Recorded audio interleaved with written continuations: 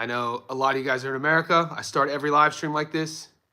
I'm coming from Sydney, Australia. It's Monday morning here, 6:30 in the morning. We had a great weekend of fights. Gave you guys a lot of winners.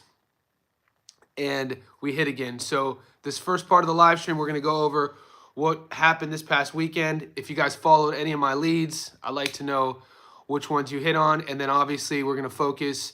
A lot of the questions have been around this midweek top rank card in Japan, headlined by Jin Sasaki taking on Brian Norman Jr. But first things first, I want to welcome everybody to the live stream. Whenever you get here, whether it's on the live or you catch it on our playlist, could you like the video? It's all I ask of you. Goats in the house. I know I got a lot of messages on the side about this past weekend, and I put our wins up. I put our losses up. We started the weekend off a little bit rough. I lost that Kambosos fight. I did not predict Nonito Donaire to come in there and look as good as he did. I got to watch the fight afterwards, and he didn't stop Kambosos. The fight got stopped due to headbutts. There was a head clash in the first, a head clash in the third, and I think the final head clash came in the ninth. And then they went to the cards, and Donaire won a rightful decision. So moving forward on that one, I put together a last-minute 9-leg parlay headlined by the John Fernandez fight against Nunes. I asked you guys about that on the live stream. Some of you guys went Nunes is the dog. I went Fernandez. That was the biggest risk versus reward at $1.40. We hit a 9-leg, which paid 2-1. Got back on our long parlay winning ways, and then that tailgated us into the method of victory 2-way parlay, which hit 7-1, which I hit huge. I went heavy on Cruz by stoppage and Hitchins by stoppage, and those were fights that I covered all week. Those are fights that I broke down, and I was really comfortable on both sides, and if you followed my lead, we hit. So moving forward, I did get a last-second UFC prediction. I gave you guys 6 fights. As always, there's always one. I hit on all 5 except that last one. Kamaru Usman mauled Buckley. Kamaru Usman fought like a veteran, did what he had to do to win. The 5th round got a little bit dicey for him, but at 38 years old, man, he's still there. He impressed me, and Buckley's going to take a lot from that defeat. You know, you got to learn to defend the double leg. It's wild to see, even at this stage of the game, in this era of MMA fighters, a lot of guys, or most of the guys, are well-rounded. Buckley, on the downside, kind of showed every future opponent their path to victory. But a great adjustment Buckley made was going from the 3rd round onwards, taking advice from his corner to go from that bladed stance and only give Usman a shot at the single. But Usman still got it. I think he ended up getting, he needed 5 takedowns, 1 in every round, and that eventually won him the fight. But let's stick to boxing. That's our bread and butter. That's when we win money, and we're winning again. It's great to get back on the winning side. We know last week was a bit rough. A couple upsets last week and the week before, but we're here. And let me know if you guys listened. Cruz looked good. He did what I thought he was going to do. Hitchins looked good. I predicted the viral moment, guys, and we saw exactly what happened. I said he was due for a knockout, that he was due to stand on the ropes. Everything from him stopping George to him literally standing on the ropes and looking at the crowd, we called that. My man, Salvador Pineda, thank you now. Okay, here we go. Salvador Pineda, I appreciate you supporting my channel. Tipping your bookie, which is excellent. That makes me feel really good, and I appreciate the value. So let's get into it. We want that Brian Norman Jr., Jin Sasaki, guys. I'm going heavy on this fight, just so you guys know. David, I'll get to you in a second. I want to answer this question. Let me cover Brian Norman Jr. first real quick. Let's do this. We're 4 minutes in. We're going to get to Brian Norman Jr. right now. I've done my film study. Stay tuned to the channel. I'll be uploading my edited, produced, and analyzed and prediction, but I'm going to tell you what I see so far, and I'm also going to tell you this is how confident I am in my pick so far. The money, the 2-1 money I won on my 9-leg parlay, I'm keeping it in my betting account, and I'm going all in on the Norman fight, just the Norman fight. And here's what I see. I cashed out my 7-1 method of victory parlay because that was a lot of money. So also, guys, for new gamblers here, if you guys win, create boundaries for yourself that when you get to a certain amount of winnings, take it out and put it in your bank account. What I always tell people is if you have your bills organized, and if your winnings could pay a bill, take it out. So that's how I look at it. Whether it's your car bill, your rent, your electric bill, your phone bill, whatever it is, that's a good system to have moving forward to get into a healthy habit rather than wanting to get rich and you're up, and then you lose it all. Get in the habit of winning and deducting your money out. Okay, moving forward. Brian Norman Jr. Sasaki. Guys, Brian Norman Jr. is the youngest male champion right now. Doesn't get spoken about enough. I'm going to give you some variables about Norman Jr. I'm going to give you some variables about Jin Sasaki and why I'm leaning on who I'm leaning. Norman Jr., look it up. Nope, he doesn't. I don't think he gets the flowers he deserves. He's 24 years old. He's the youngest champion in boxing for the males. And when you look at his pedigree before he got signed to Top Rank, this is a kid who had, I think it's over 5 or 6 wins in Mexico before he was 18 years old. So at 24 years old, his father, who was a former pro, molded his son, the Assassin 2, the second assassin, the second coming, into who he is. So even if his career stopped right now, if the story on Norman Jr. stopped right now, the history books will always say and forever say Brian Norman Jr. was a world champion. That being said, he's an aggressive fighter, fights on his front foot. He has good movement. He's a great athlete. And more impressive than everything I just said, what I really like about Brian Norman Jr. is where his head's at. We last saw him fight against Derek Cuevas. And we broke that fight down. We broke Cuevas down. We know Cuevas came in with 1 loss. Brian Norman Jr. stopped him. We won money on that fight. I win a lot of money on Brian Norman Jr. over the last few years. This would be his second fight of 2025. The most important thing in boxing is what? Staying active. What have you done for me lately? His fight against Cuevas, I feel he added another level defensively. I feel that he closed some gaps in this guard, especially in the pocket. We know that Brian Norman Jr. is a guy who will punch with you. So that mentality is there. That dog is there. That's one of my favorite things about a fighter. And it's one of those things that we talked about last night. If you rewind and look at the flaws of Michiro versus Cruz, Michiro wasn't punching with Cruz. He was letting Andy Cruz get off, and he was defending here, getting caught with that straight right to his head. He could have used swing punching with him. But guys, that is a psychological innate thing that's either built into a fighter or it isn't. You can train for it, but it has to be a psychological thing. And I know whoever just said Brian's coming off a year layoff, you're wrong. We just documented his last fight about 10 weeks ago. He just starts Derek Cuevas. So moving forward, front foot fighter, has power, has the mindset, never been beaten, knockout artist, and he's not a finished product either. Not a finished product. So that's what makes Norman Jr. exciting. Jin Sasaki. Okay, Jin Sasaki in BoxRec's awkward algorithm, however they do it. You could go there now. Sasaki is one of the highest ranked fighters at 147 pounds. He also likes to fight off of the front foot. If you think Norman Jr. has flaws defensively, wait till you see Sasaki's flaws. We'll talk about Sasaki's flaws first, and then I'll talk about his strengths.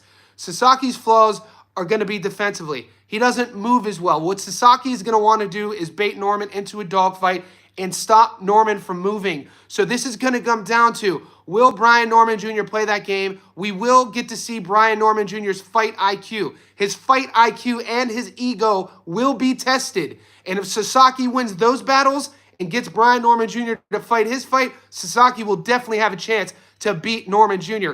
Also, Jin Sasaki is a great body puncher. The reason for this is a lot of the Japanese fighters are. It's something in their training. They love going to the body. They love breaking their opponent's hands down and then going up top. But because of this, they take a lot of risks. And we know, if you don't set the body up, if you go straight to the body, think about what Hitchins did last night. And it's something in the first few rounds, he was headhunting. But what he was doing was he was setting up that gorgeous jab. And after the third round, I was live streaming. If you were on my live stream, I told you guys, I was like, there's not a lot of things to dissect about Hitchins right now. I love everything he's doing, but I would like to see him work the body more and stop headhunting. From the fourth round on, started doing that. That was obviously his game plan. Jab heavy, jab heavy, jab heavy. Mid-rounds, work the body. Break George down to the body. Boom, he gets the stoppage. Great body work. Now, Hitchins set that up. Hitchins just didn't go naked to the body. He set that up over a couple rounds. That trap was beautiful. He laid out a plan of attack. That kid's fight IQ has always been through the roof. Sasaki doesn't do that. Sasaki will go straight to the body, leaving Sasaki's head here. And he takes a lot of damage. And those are things he doesn't do well. I think his body work is going to be better than Norman Jr. But right now, as we stand, I'm leaning on Norman Jr. to get the stoppage.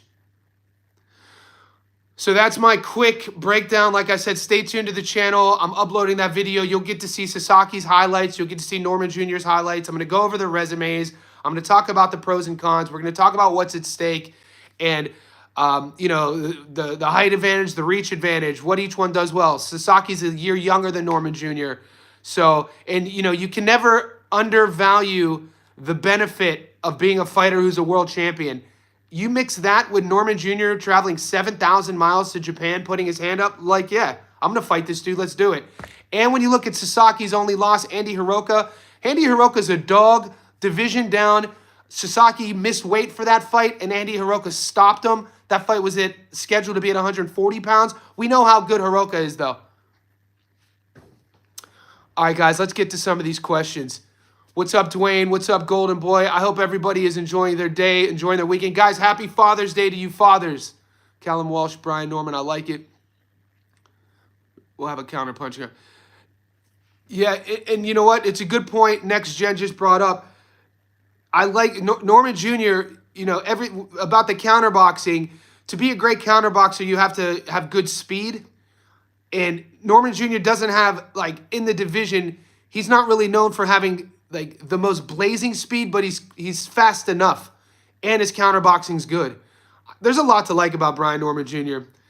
And, you mix that with, like I said, the mindset. I mean, the detractors are going to talk about the defense. Kingdom Life brings up a great point, guys. And that's the narrative I feel going into the Sasaki fight. It's another thing, you get on my breakdown videos and my predictions is that the path to victory and the narrative I give you guys in each video, if you didn't pick up on it, I say the narrative of this fight will be the Hitchins versus George fight. I said the narrative of this fight will be Hitchins' jab. The narrative of this fight with Norman Jr. and Sasaki will be what Brian Norman Jr. decides to do in terms of his game plan versus Sasaki. Boca Chica rematch next year. You guys love Boca Chica. You guys love Boca Chica. No shade to Boca Chica. He's had some, unfortunate. Guys, if you don't know Boca Chica, they're referencing he fought Brian Norman Jr. The fight was declared, I think it was a no contest due to headbutts. And then we just saw him lose to Tiger Johnson. Tiger didn't look spectacular, but it was still L. Boca Chica hasn't won a fight in over 5 years. But, I mean, the facts are the facts. He has a fan base, and hats off to him. Good boxer. He has to get on the winning ways. Yeah, that Havelock, 100%. He would not. What is boxing a sport of, guys? What have you done for me lately? Keep it moving forward. And Brian Norman Jr. gave an interview either yesterday or the day before, and he's only 5'8". So he said something I found interesting. He said that he's going to stay at 47 as long as his body allows him to stay. The reason why I find that interesting, because at 5'8", it's not a massive frame, but, I've never seen Norman Jr. in person. He must cut a lot of weight to make 47. I know a lot of boxing heads are on this live stream. Could any of you guys verify that? Has anyone here either, have you met Brian Norman Jr.? Have you seen him fight live? Is he some guys are, physically bigger than other guys? Like George Kambosos doesn't have a big frame. When you meet him, you'd kind of be sort of shocked with, how much he's done with how little physical attributes he has. He's longer looking, but he's not thick. Norman Jr. said, he said that because he was asked about the weight cut. And he was saying that, he was referring that it's hard for him to make 47. Dwayne.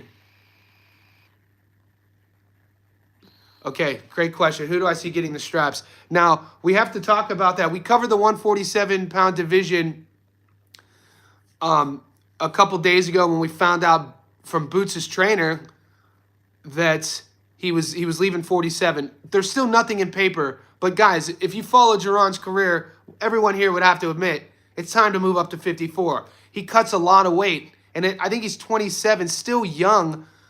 I really want to see what his frame looks like at 54. Will fighters like Raleigh be elevated? Rohan Polanco is a guy that doesn't get spoken about enough. I'm high on Rohan Polanco. I'd like to see him get a shot. There's a lot of questions coming in. Yeah, there were rumors of Raleigh getting elevated. We'll see what happens at 47.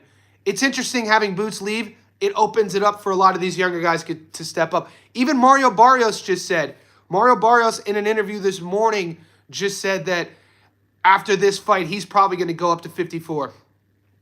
So, you see these guys having this mass exodus at 47 going to 54. And some of these guys on YouTube still mention Errol Spence Jr., which is insane.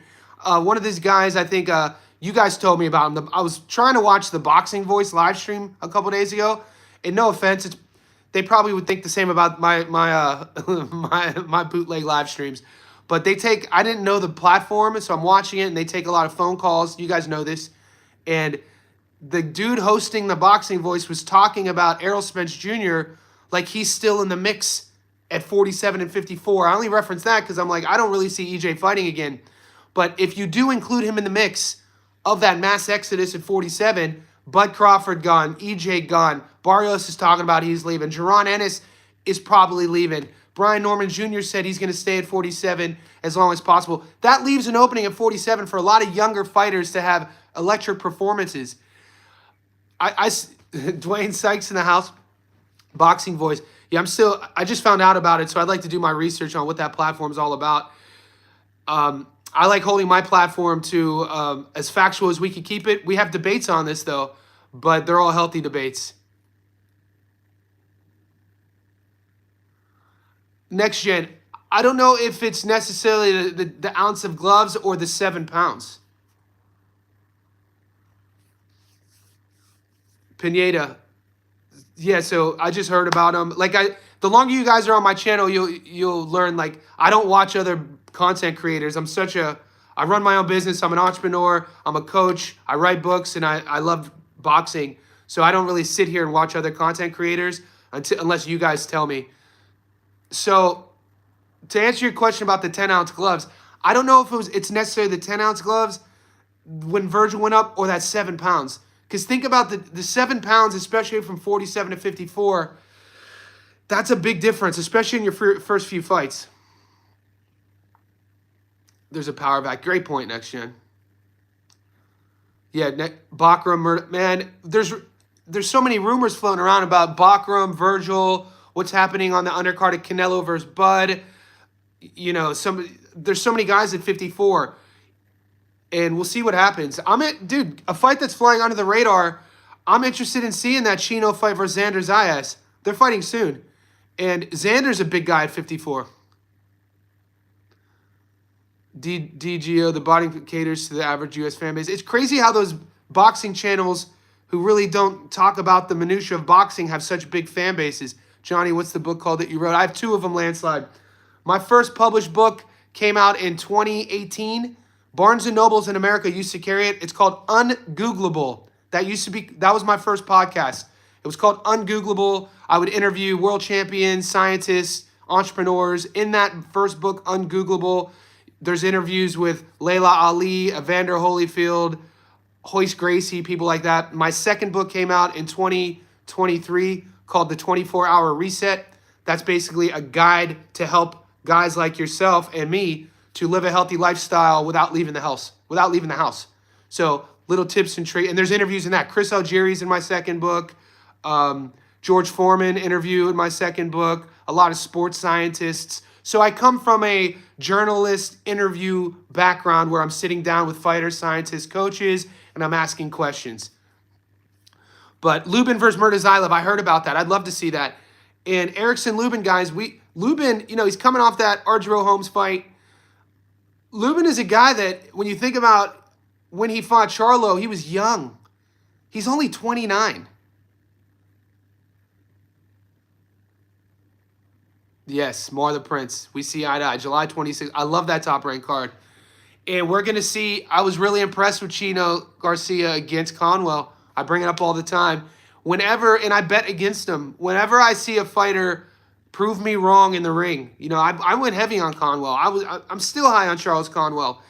And I told this story earlier in the week, is that one of my buddies on social media on Instagram, he runs a page called Ohio Runs Boxing.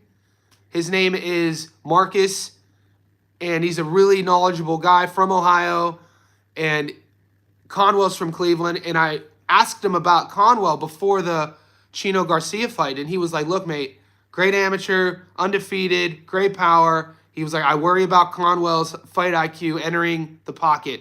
He called it. He saw it. He knew about Chino Garcia's fight IQ. I didn't see Chino Garcia's path to victory beating Conwell, but then I didn't also predict Conwell being one-dimensional on the inside. Conwell had no answers for Garcia. Garcia beat Conwell with his back on the ropes, which is very impressive. David Eister, maybe he will prove me wrong. Bruce Shushu, Rohan, look at that. Look at these names, guys. Emiliano Vargas, Jalalov, look at these names. I'm high on Shushu Carrington.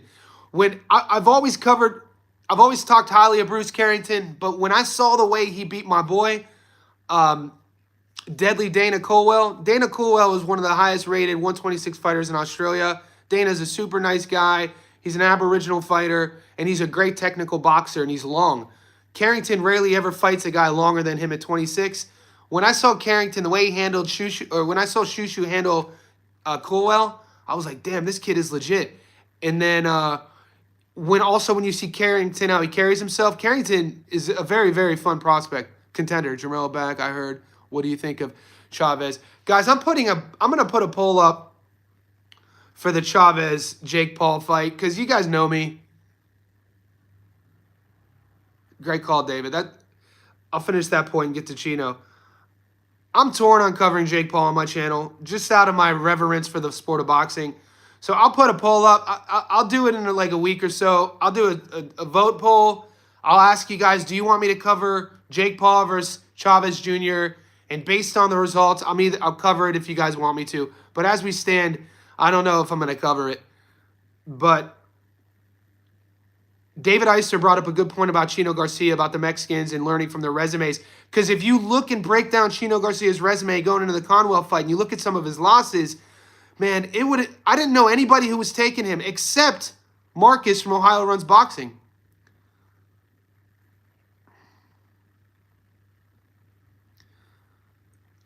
Yeah, Goat just dropped us a hot take about 126 and 130, Carrington and Raymond Ford. Guys, here's my hot take. I know a lot of people are high on Raymond Ford. I like the latest version of Raymond Ford. He's kind of changed. You know, it's tough for a fighter to change their fight styles. Raymond Ford, 5 fights ago, in terms of how he fought versus what he looks like now, he looks like a different guy. I don't think Raymond Ford beats Sugar Nunes. I don't, dude. I think Sugar Nunes, the dude we saw who went to Japan, what he did, you know, in the fight we covered, that was the Rikishi fight. Sugar Nunes is a nightmare. Front foot, got a chin on him, throws bombs. Dude, I don't know if Raymond Ford has those answers. I don't. We'll see. It's not my complete prediction, but right now, from what I see from Sugar Nunes, it's hard for me to bet against him. He gets hit a lot, but that style's so fun. Sugar Nunes is, all right, put it this way. If William Zepeda had Nunes' power, I would pick Zepeda over Shakur.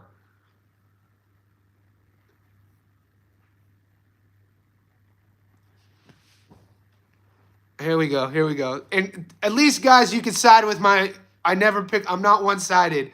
You know what I mean? Like, I'm as authentic as I can be with about when I see fight breakdowns. So I'm not a fanboy with either guy. But I think Eduardo Nunes is that dude, mate. Like, listening to Anthony Kakachi. I'll get to you more in a second.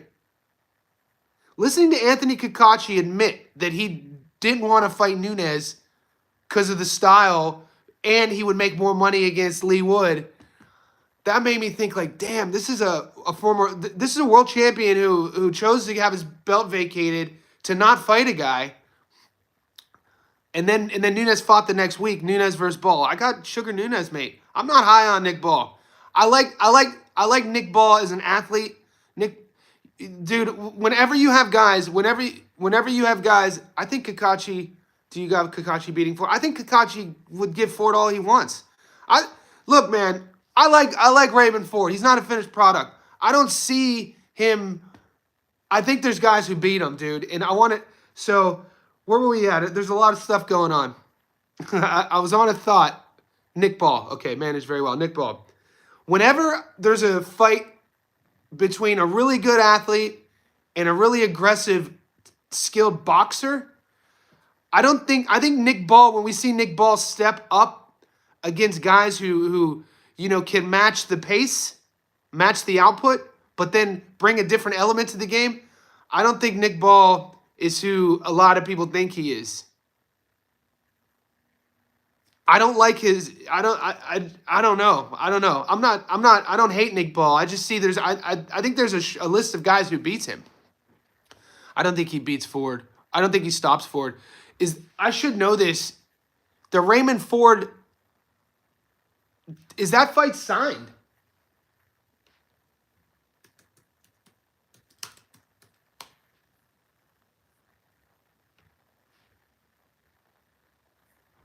Yeah. No, it's not signed. It is signed. Foreman's fighting Kakachi. Yeah, guys, I stay in my vacuum week to week. I got Ford's. We covered him fighting the Gunnerman Thomas Matisse, another Ohio boy, Orlando Gonzalez. He lost the split to Nick Ball. But like I said, in my opinion of Raymond Ford, he is trending in the right direction. I like the adjustments Raymond Ford has made in his offensive game, in his sort of punch selection, how he fights. So I don't think he's a finished product. If he goes in, just like I said about Hitchins stopping George, if Hitchins goes in to stops George, I think our conversation about the champions at 140 will change. Who beats who? If Ford goes in and stops Kakachi, we're going to have to just wait to have that chat. It could happen. Kakachi's no picnic. He doesn't have one-punch knockout power, but he has power enough to, have his opponent's respect. And Ford doesn't have one-punch knockout power. This is an interesting matchup. The thing against Kakachi is how much has he left in the ring? I think he's 36 now. He's had sort of this Indian summer career. If you would have told me when he was 26 that at 36 he'd world champion guy, getting world title, I'd be like, there's no way. So it's an interesting matchup. I could definitely see Ford winning as well. But let's wait till we get there. Let's wait. Give us some time. We got Japan in a few days. Vito Melnicki headlining a top rank card. I don't know. I'm not here to hate on any boxer, any young man who's chosen to make a career out of it. But I feel you on. I didn't know Vito is headlining.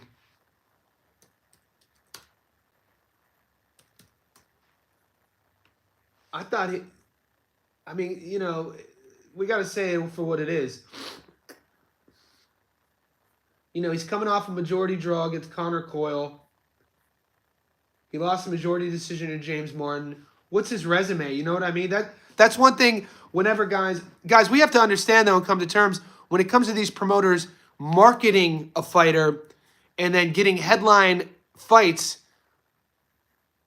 It's not always because of where their skill set is. These are promotions. We are promoting a guy. We are marketing a guy. And, Vito, a kid named Vito Melnicki, who fights, he ticks the boxes. Italian kid from Jersey. Think of it, they're catering to the fan base. So I understand that. Is Vito, top 5 guy? Top 10 guy, top 25 guy. I mean, think about the division. That division's filled with killers. Yeah, Dwayne, I wanted to bet on Algaio. It's good to see him back in the win column. I couldn't. And to answer your question, I didn't get to see did you ask me about the Donaire fight? I had to watch it after. I watched the Donaire versus Campos fight after. What's up, Harachi Hurricane in the house? Guys, wherever you're tuning in, I say welcome to the show. like this video. Toxic, I don't know, man. You don't think Xander Zayas will ever be a champion? Xander Zayas, he ticks a lot of boxes. He's a big dude at 154. We're going to answer a lot. What is he, 22? To say a 22-year-old kid who has all those physical attributes like Xander, been boxing since he was a little kid, we're going to find out a lot against Chino Garcia because Conwell didn't have those answers. It's just, be patient with Xander. Far from a finished product. He's already at the cusp, though. And we're going to answer a lot of questions will be answered against Chino Garcia because Chino Garcia is slick. Just watch the Charles Conwell fight. I think Xander will be a champion. If not at 54, maybe at 60.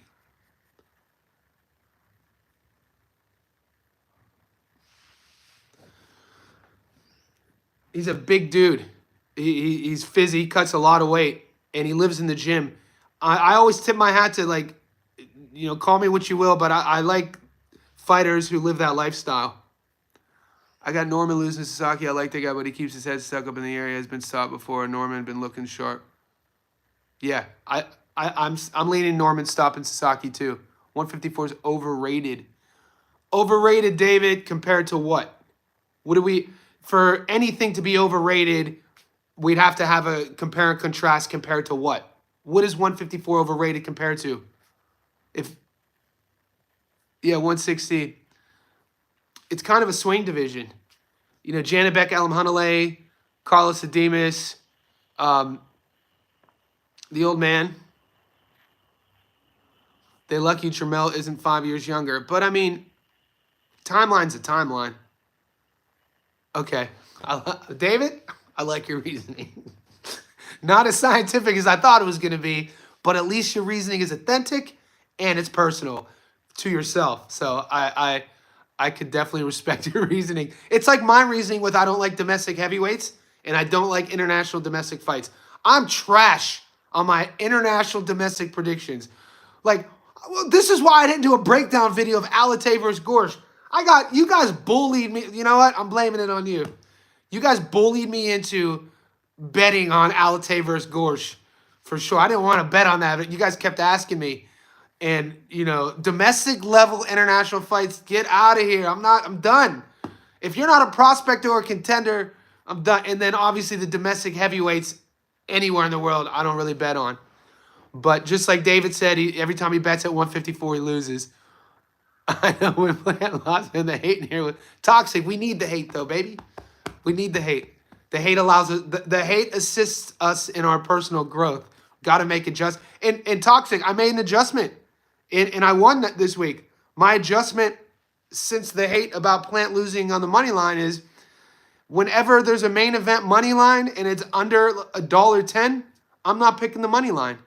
I'm picking a method of victory. And so it worked for me the last two cards. Resendez rematch. Yeah, I don't like being cruiserweights or heavies. David, I made good money on Fundora stopping Booker. Yep, that was easy money. Big fan. I love betting on Fundora. What's amazing, these young guys should have stepped up and won and shined. Let's see where Malnicki's at.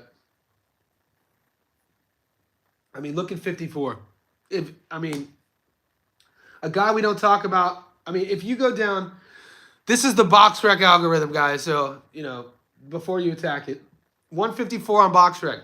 Bud, Bakram, Virgil, Xander, Madrimov, Keith Thurman, Boacek, Fundora, Lubin, Zoo, Jesus Ramos. That's 1 through 11 of guys that are all potential or have been or will be champions.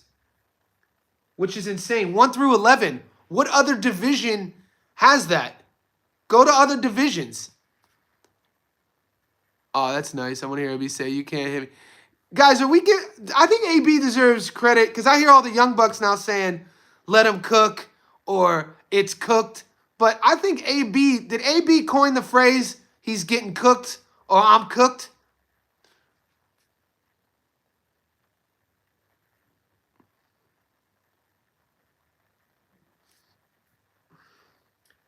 Yenis, tell us. Guys, when you go to this division and see, let's talk about the bottom half of the top 20. Chino Garcia at 13. Conwell at 14. Bakary Samake at 15. Connor Bennett 16, Yenis Tellis at 17, Joshua Kelly at 18, and then Katsarakis at 22, Brandon Adams at 23. There are some guys in the top 25 of 154 is insane. So he didn't coin it.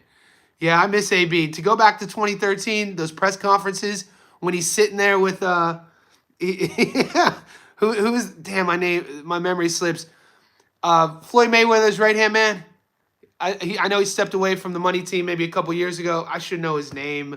He worked with my boy Kelly Pavlik when Kelly left Youngstown and went out to California. Yes, yeah, Mark. gang. Just calling Leonard Ellaby out. Ellaby's just sitting there like, not insane. Oh, the Paulie, I left his belt and his girl. You're right. And AB, man, like on his Instagram, I'm kind of hard on him sometimes. Like some of his content over the last few years, it's like, bro, man, I wish you had more better people around you. Like his fans just call him out. But, that's why you got to love boxing, because the romanticism lies in for how many people call AB out, he has that many fans. He still has loyal fans. Like we're talking about him right now. You think Boacek is... So what's up, guys, tuning in? We're about 40 minutes in. I'm going to keep this on for an hour. I think it's a good conversation to have. David Iser. Let me create a topic real quick. David just said that he thinks Serhii Boacek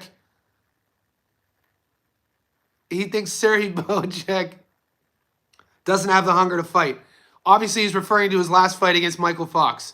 Now, I brought this up 2 days ago because I compared Boacek's performance against Michael Fox to Canelo's performance against Skull. And then I asked the question, did both of these guys kind of take a fight off on purpose, not wanting to take damage, looking ahead to their next fight? And you could kind of make an argument for that. Did enough to win. And Michael Fox isn't Virgil. He wasn't ever going to fight him how Virgil was going to fight him. So I don't know if Boacek's... I think he just had another kid. I think he's equally as hungry. He hasn't really been promoted properly. I want to see him fight Virgil again. There's a lot of fights to be made. Boacek versus Murtazaev. Jesus. We'll see what happens with Zoo and Fandora.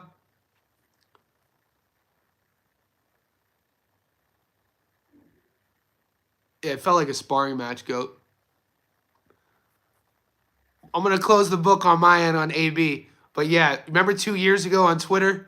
I think somebody brought it up. AB was going after Alicia Bumgarner and was dropping her body list count. Oh my God. He did a video and he was talking about all these Ohio fighters who had like hooked up with her, just totally ignorant. AB is out here wild. Virgil is scared. Virgil is scared of him? Guys, David, this is where we don't see eye to eye. Virgil Ortiz is not scared of any fighter, mate. A guy like Virgil, you cannot just sit there and say that all you have to do is watch Virgil fight. You cannot sit there and say Virgil is afraid of any guy. Now, I was ringside at Tim Tszyu, Starch, and Harrison in Sydney. I don't think he got smoked. He's not willing to he doesn't have that. Dude, he's older. He had a good career. Tony Harrison, not the same guy he was. Tim Tszyu just walked him down, and it was a bad knockout against the ropes. That place was electric. I was fifth row to Kelly Pavlik versus Jermaine Taylor 1 in Atlantic City.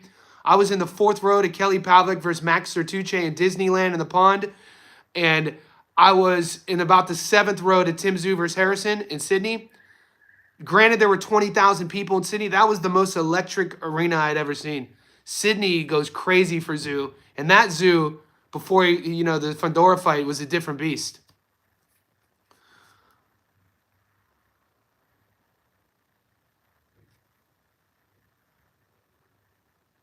Yeah. Christian, we hit big. I hit a 7-1, Christian. I picked Cruz and Hitchins to win by stoppage. Got 7-1 odds, went heavy, and then I also hit a 9-leg. We got some. Let me go over Ohio Runs Boxing. Let me go over some fights this week, guys. I got the list up. So it's my Thursday night. It's Wednesday. I heard Gary today say that the Norman Jr.'s fighting Thursday, But on my calendar, it says it's Thursday here in Australia. You're Wednesday. I don't know if that's an error. But Norman Jr. versus Sasaki. We got Galal Yafai fighting. I know a lot of people have been asking me about Galal Yafai versus Rodriguez. That's a different card in England. And then you got that ESPN Plus card. And I don't think Melnicki is headlining. Isn't Jahai Tucker headlining? I think Jahai Tucker might be headlining against Lorenzo Simpson. But there's money to be made. And there's other cards sprinkled out throughout the world. Right now, it's Japan with Norman Jr., which will be, I expect to go into the weekend up a lot. So fingers crossed. I expect Norman to handle business. And then I think that top rank card in New Jersey, I don't want to ever say free money, so I'll say easy money. But we know Top Rank, and we know the channel, our channel here has a history of hitting big, betting big on these top rank cards based off of the matchup, based off of the lack of parity. They like loading up their guys versus, not necessarily 50-50 fights. We'll see how that works for us. I'm uploading Norman Jr. and Sasaki, my breakdown and prediction today, so stay tuned. It's 7:15 in the morning here, Monday morning. It's Father's Day where you guys are. So to all the fathers out there, happy Father's Day. We're going to stay on the live stream for a bit more. Looking ahead, in 2 weeks, Christian and Billy's fighting. Open books, Christian and Rata, Top Rank is in ESPN are splitting. Eric Bazignan's fighting. This is in 2 weeks. Deontay Wilder in 2 weeks. Jake Paul in 2 weeks. But, all right, on that undercard, Gilbert. So you got Zerto, Holly Holm, Floyd Schofield, Curiel on the undercard of the Jake Paul. So guys, I might not break down and do a produced and edited video of the Jake Paul fight, but there are fights on that undercard I'm definitely gonna feature. Yeah, Deontay Wilder is fighting again on June 27th in Kansas. June 27th in a 10-round fight against Terrell Herndon.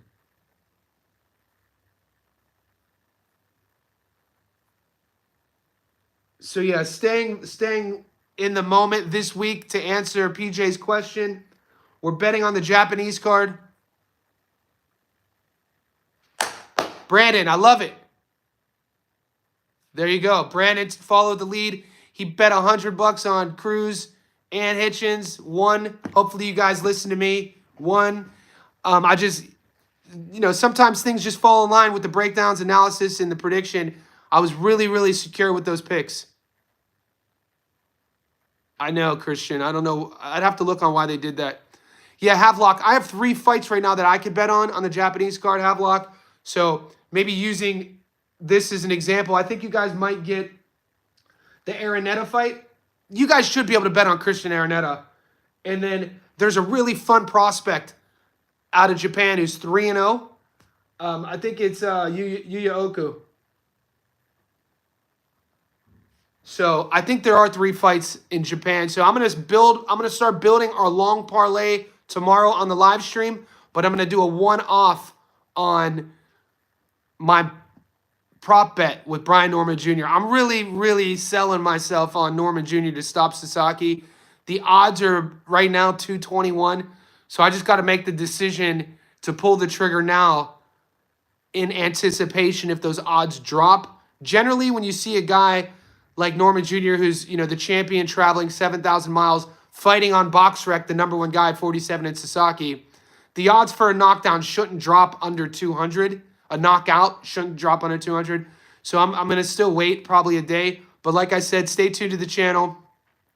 We're uploading that video today. We're going to start building our long parlay for the weekend tomorrow. I mean, where do you guys stand on what's Dana White's wonder child, Connor? Isn't he fighting this week? Call in yeah, Connor Walker. No, he's not fighting. Kona Walker's fighting Leah Taylor. Yeah. Wilder's fighting on BLK Prime. Is BLK Prime still a thing? Because isn't BLK Prime the streaming service that streamed Bud versus, was it A Venetian? I like Yafai. Yafai wins that fight. I'm waiting. Sal, I'm just gonna wait to see if I could get a method of victory. So somebody Mayweather. We could do a whole live stream if Mayweather beats the guys at 54. Yeah, they did 2 fights, I think. Who's funding BLK Prime for them to still be a thing? Yeah, right now Galal on the money line here is like $1.24. If Wilder can't beat Herndon, I hope we don't see him fight again. Prime Floyd Wood. I didn't like Floyd. Johnny, you think Brandon Lee gets the stoppage? Give me a sec. Before I predict that, give me some time to look at that fight. I don't want to just say yes or no without really looking at his opponent and seeing what he looked. To this day, man, Radio Raheem almost died. When that happened, Radio Raheem thought he was like brothers with Wilder. You could tell. Raheem was shocked that Wilder was coming at him like that because he thought, I guess they are friends or they had a close relationship. And then when Deontay got triggered by that, he was kind of like, even in the video, to this day. Yeah, he did almost end up like Charlie Z in the house. Dude, talk about a madman, Charlie Z. Early days of, was he the OG of YouTube boxing, celebrity boxing? Yeah, all-time quote, to this day. I still say that around my boys. My girlfriend heard me say it. I think she asked me if I wanted pasta, and I said that. She was like, you're so weird. I was like, you don't know. You don't understand. I know. That right hand, mate. Dude, I got to be honest, that Fabio Wardley knockout of Hooney was akin to some Deontay Wilder performances. It was. There are some parallels there. But yeah, Wilder, they have similar stories too, guys. We know it's well documented about Wilder's story. You know what? I might be motivated to do a video on this. Wilder got into boxing, he told the whole story on Joe Rogan a few years ago. He was in his late teens and he was driving, I think, a Coca-Cola truck or a Budweiser truck. And he saw a gym and he felt like, hey, I could just be a journeyman. I can make a couple $1,000 and pay for my daughter who has special needs. And then a few years later, that's why they call him the Bronze Bomber, he finds himself in the Olympics and won a bronze medal. And Fabio, the same thing. Fabio Wardley wasn't driving a truck, but he was working in recruiting in London. So recruiters, the recruitment industry here in Sydney, huge. The recruitment industry in London, huge. You don't need a lot of skills to do it. You're basically a middleman to get people hired. Corporate finance jobs, etc. And Wardley started his boxing they do these down here too. They call them corporate. It's like corporate fight night. There's another slang term that the Brits use. But all these finance guys will train at a real boxing gym for like 10 weeks. And then they sell tickets and they get the experience of walking out, getting their name called. And they fight like, I think 4 1-minute rounds, maybe 3 1-minute rounds. And this is how Wardley started boxing. I think he was 21. And now, very similar. I know. I like Blair Cobb's. Blair Cobb's story, insane. You guys know anything about Blair Cobb's story? This is a kid sneaking back and forth over the border, eventually being homeless, sleeping in his car. Blair Cobb's is, this is why we love boxing. Boxing's filled with these stories. Guys, do you know about Miracle Matthew? Matthew Said Muhammad? Do you know his story? I know he recently passed away. But I spent my first early years on YouTube doing like 12-minute, 15-minute boxing documentaries, and then YouTube took that channel down. It was the early days where I wasn't aware of what copyright strikes were. So I would write a whole documentary audio. I would write it out, and then I would use footage of the fighter's story, and I would narrate over it. And Matthew Said Muhammad, they called him Miracle Matthew, from Philly. This dude, he was abandoned on the side of a highway when he was 2 years old as a baby. And a nun, somebody who worked in the convent at the Catholic Church, saw this little baby on the side of the road abandoned and took him in. And in these early years, he was raised in the convent with Catholic nuns. And he goes on to become a world champion in boxing. Matthew said Muhammad. His nickname was Miracle Matthew. People forget about it. People forget about him. I think he recently passed away too, but man, beautiful story. This would have happened in the early 80s, I think. But boxing, I just use that. Boxing is filled with these stories. And then, you know, a lot of times it doesn't end well. You know, this Emmanuel Augustus, probably in my opinion, one of the most mismanaged careers of all time. Emmanuel Augustus, if this guy had a promoter, this guy would have been a potential, you know, world champion guy. But you look at his record, Augustus was managing his own career, and he would just put his hand up, and look at how many decisions he lost in fights he should have won. Joe Vincent, Sports Tacos, builds into it. Gypsy Joe Harris is another crazy boxing story. Ric Flair was abandoned birth. Woo! You talking about the Rolex wearing? I'm having a hard time keeping these gators down. Woo! Ric Flair, come on, dude. I would say that he wouldn't be able to get away with this now, but he still does. It's hilarious. I'm having a whole time. That was my favorite line because growing up in the 90s, we would go to, what were these stores called in America? They were like the East Coast version of Ross. I think they were Burlington coat factories. I don't know if you guys are on the East Coast, but if you are, you would know what a Burlington coat factory was or a Value City. Value City was when you wanted to act like, you know, you had money, but you really didn't, and you would get these off-brand clothes. And me and my boys would go in there and get gator skin shoes. We would get gator skin shoes. And so, yeah, kiss stealing, wheeling dealing is insane. But when Ric Flair goes, I'm having a hard time keeping these gators down, man, we said that all the time. That dude is insane. Does Burlington still exist? Man, that was my jam back in the day. My biggest beef about Australia, where I live in Sydney, is that they don't have discount stores. It's probably a population thing, but they don't have discount stores. Are we about to lean into some WWF? Burlington's in the DMV. Yeah, Burlington's was the jam. Guys, I got to end this live stream, but this is my favorite bit of the live streams are when you boys are still on at the end, because it turns into the Wild West. I start talking about when, you know, getting paid to drive cannabis 1,000 miles in California. Now we're talking about Burlington. TJ Maxx in the house, wrestling his kids. I was a huge Bret the Hitman Hart guy. I'll never forget. I'm going to leave this live stream with this story when the days where I thought wrestling was real.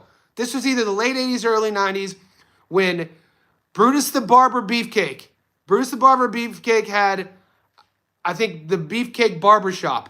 And it was a segment on WWF, and this is when you had to watch wrestling in America, like Saturday mornings.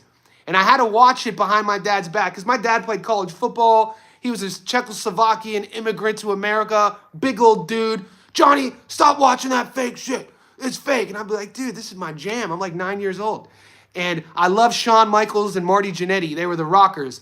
Shawn Michaels and Marty Jannetty, they were a tag team called the Rockers. They were guests with Brutus the Barber Beefcake at the barbershop. And it was when I think Brutus turned heel. Or maybe Shawn Michaels turned heel. I forget what exactly happened, but I was heartbroken. Also, when Jake the Snake, who was my man, never forget, he just beat the Big Boss Man, and who was the character that escaped from prison? He had the blonde hair, he wore like the orange jumpsuit, and after Jake the Snake's one of his victories, was his name Nails? Nailz? It might have been Nails. I've never told this story to anyone. This is a memory that just lives here for some reason. And Jake the Snake gets handcuffed to the ropes and just gets the living dog shit beaten out of him by this new character. I think his name was Nails. He was a security guard, a prison guard. Anyway, on that note, D-Generation X. Yeah, I remember the 1-2. Man, we can go on and on. I remember before X-Pac was X-Pac, he was the 1-2-3 kid. And in my opinion, it was the greatest upset in WWF history. The 1-2-3 kid, I think he beat Mr. Perfect. Something like that. All right, guys, I got to run. I got to go coach. Stay tuned to the channel. Appreciate all the support. Like this video. Brian Norman Jr. versus Sasaki is being uploaded today. And I'm going live again today to start building our parlay. Let's get it.